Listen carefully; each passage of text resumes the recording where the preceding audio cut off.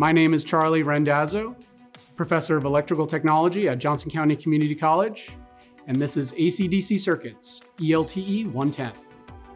The lab course that all electrical technology students start with is ACDC Circuits. Here, the basic concepts of electrical theory and circuit calculations are introduced. For all lab courses, each student is assigned their own training booth. This gives them the opportunity to participate in every skill that is being taught in the lab environment. Students learn how electrical circuits can be designed and controlled to perform useful work.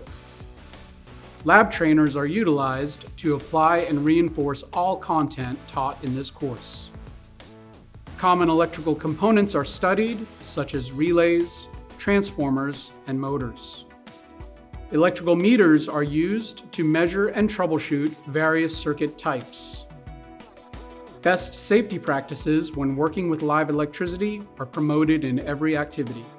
Students that are successful in this course will have a better understanding of how electricity is safely used in everyday life.